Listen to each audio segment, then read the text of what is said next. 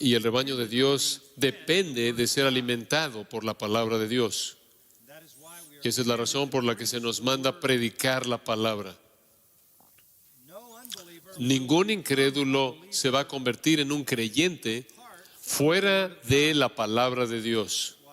Esa es la razón por la que 1 Pedro 1:23 dice, siendo renacidos por la palabra de verdad, ningún incrédulo va a ser santificado fuera de la palabra de Dios.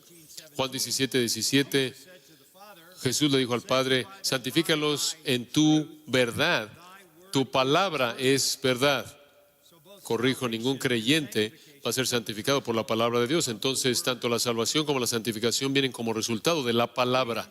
Entendemos que el mundo no recibe la Escritura. Eso es obvio.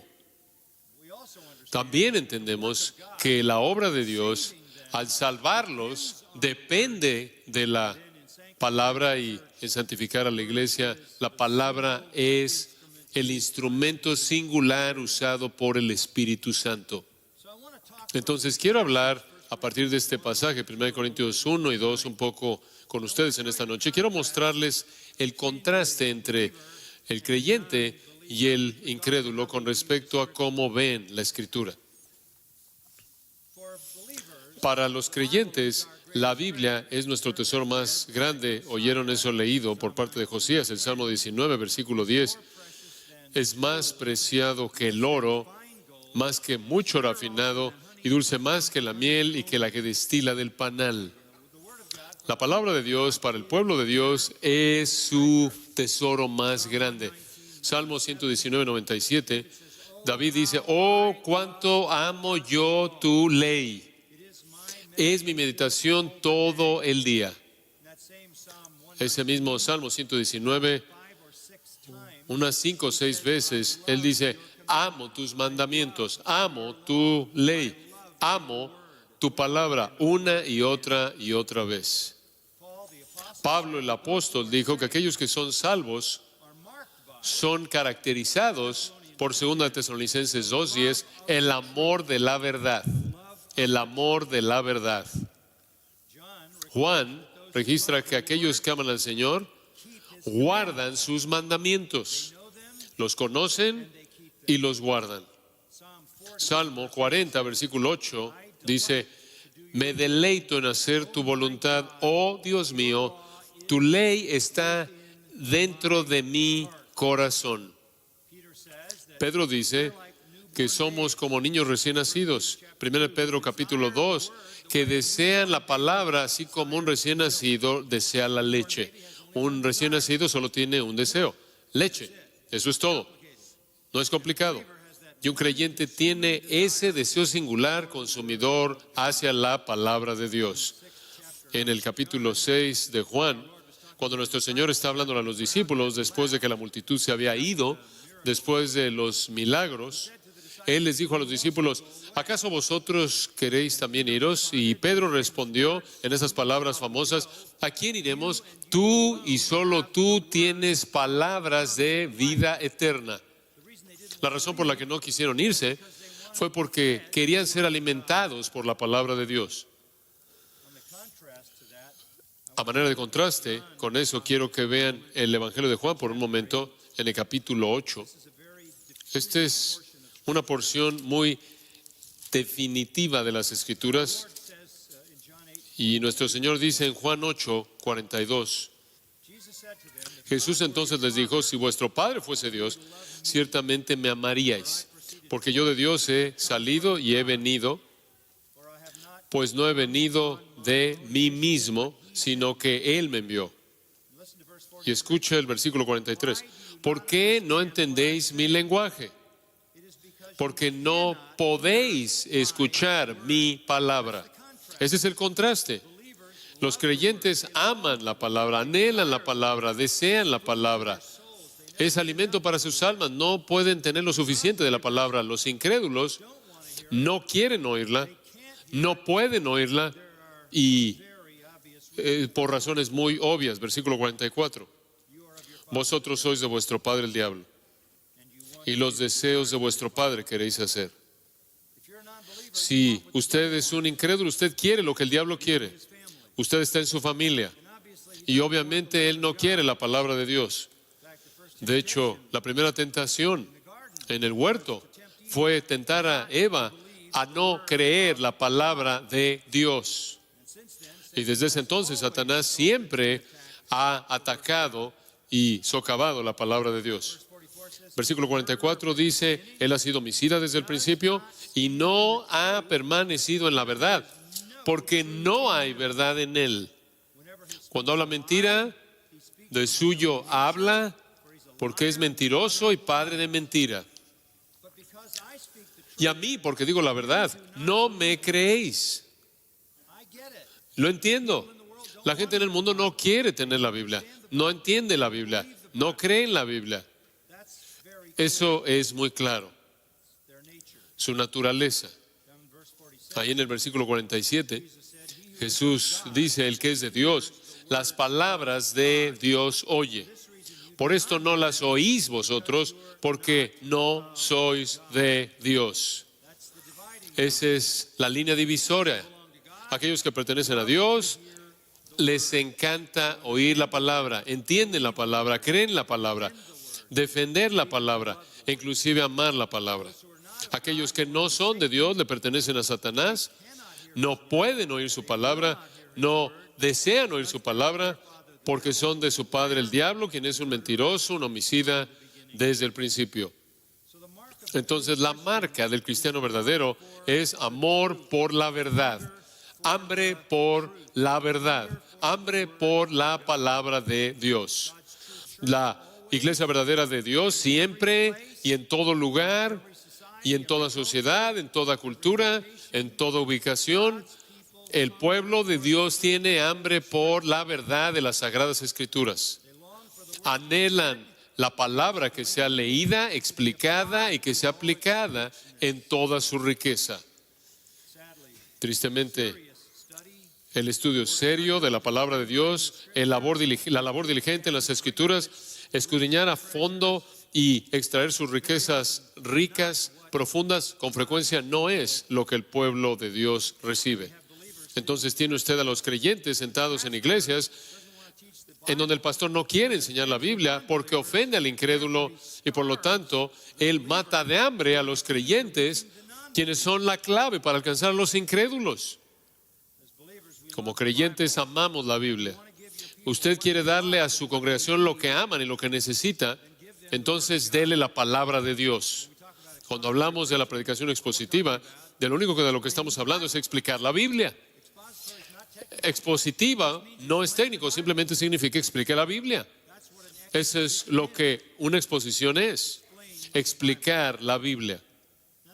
Ahora, eso no me lleva a este pasaje en 1 Corintios, entonces regresemos a él. ¿Por qué amamos la Biblia? ¿Por qué confiamos en ella? ¿Por qué tenemos hambre por ella? ¿Es porque somos más inteligentes? ¿Es porque se nos ha dado un mejor conjunto de evidencias? ¿Por qué amamos la Escritura? La respuesta viene en el pasaje que tenemos frente a nosotros. Vamos a tratar de cubrir desde el 1:18 hasta el capítulo 2. Entonces, no vamos a poder tocar todo. Pero en ningún lugar es el asunto de la obra de Dios mediante la palabra presentada de manera más clara que en este pasaje de la Escritura. Ahora, el tema aquí en la sección es sabiduría divina. La palabra sabiduría o sabio es usada 20 veces en nuestro texto y se presenta como contraste a locura o necedad, lo cual es usada 6 veces. Entonces la sección entera explica por qué algunas personas rechazan la sabiduría de Dios, la cual es la Escritura, incluyendo el Evangelio e incluyendo la cruz, y por qué otras personas aceptan la Escritura y el Evangelio y el mensaje acerca de la cruz. Aquí tenemos diferentes términos usados para describir la palabra de Dios. Es llamado el testimonio de Dios, es llamado la sabiduría de Dios y es llamado la palabra de la cruz. La manera simple de dividir este pasaje sería en dos partes, con algo de solapamiento. Parte número 1, punto simple. ¿Por qué los no cristianos rechazan la Biblia? ¿Por qué los no cristianos rechazan la Biblia? Y vamos a comenzar en el versículo 18 y vamos a seguir hasta el capítulo 2, la primera parte del versículo 4 para ver eso. Después, el segundo punto, ¿por qué los cristianos aceptan la Biblia? Ahora escuche, nada se dice acerca de pruebas, nada se dice acerca de evidencias, nada se dice acerca de argumentos filosóficos, nada se dice acerca de apelar a su emoción o inclusive a su razón. Usted verá lo que es, que hace que la gente rechace la Biblia y otras personas que acepten la Biblia. Entonces comencemos. ¿Por qué los no cristianos no creen en la Biblia? Voy a darle 5 razones. Razón número 1. Su mensaje no es razonable. Observe el versículo 18. Porque la palabra de la cruz es locura a los que se pierden. Pero a los que se salvan, esto es a nosotros, es poder de Dios. Usted tiene 2 categorías de personas. Usted tiene a las personas que se pierden y las personas que se salvan. 2 categorías de personas. Las personas que se pierden, que van camino al infierno, personas que se salvan, que van camino al cielo.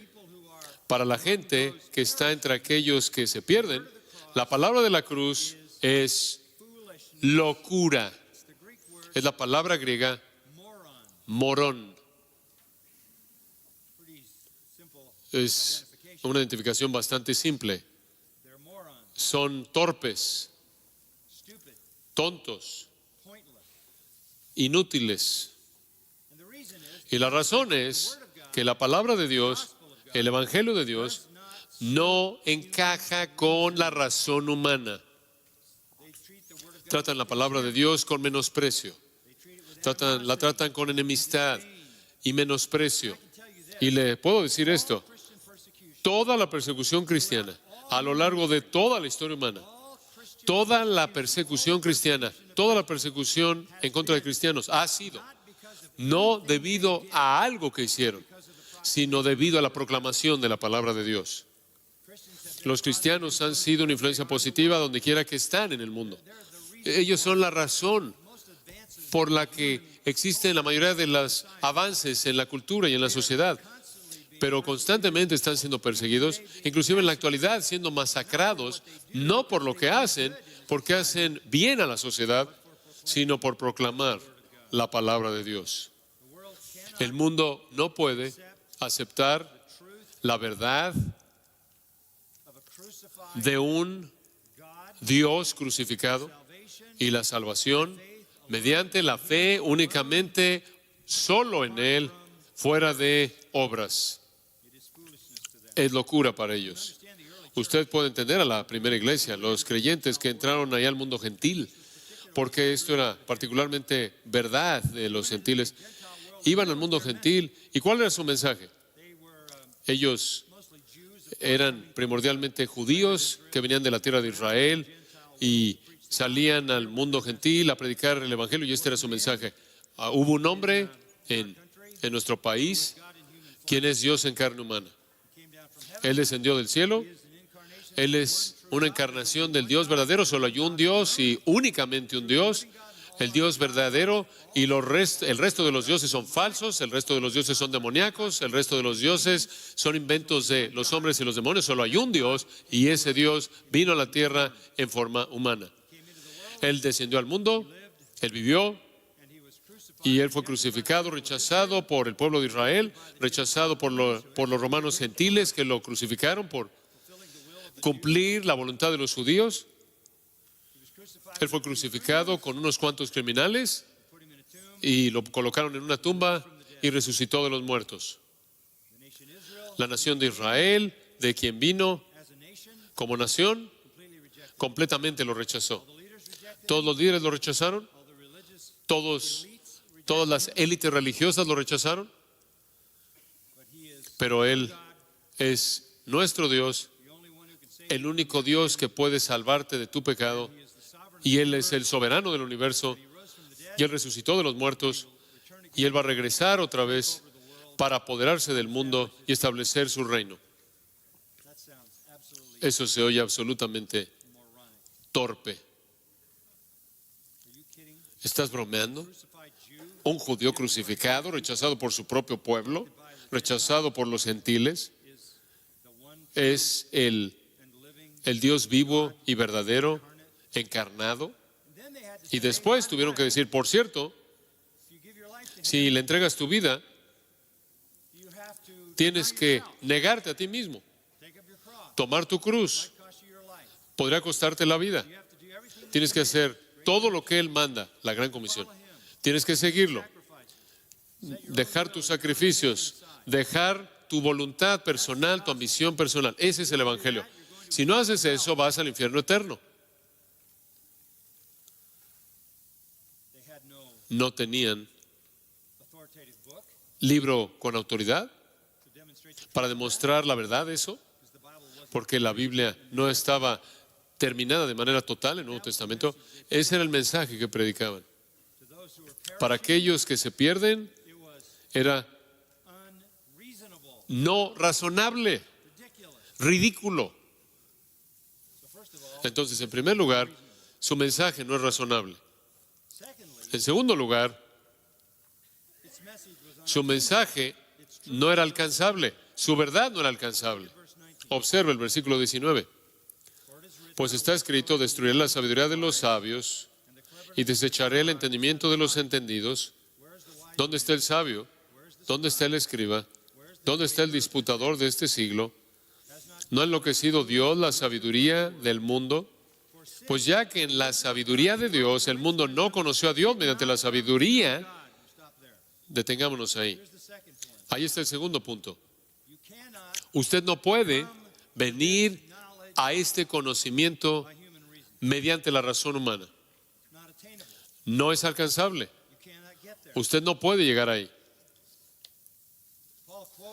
Pablo cita en el versículo 19 de Isaías 29:14, en donde Isaías había dicho cuando Sennacherib estaba amenazando a Judá, que la liberación vendría, pero no vendría mediante la sabiduría de los líderes o los hombres sabios, su inventiva y sus ideas secretas perecerían, y Dios mediante su sabiduría únicamente salvaría a Judá.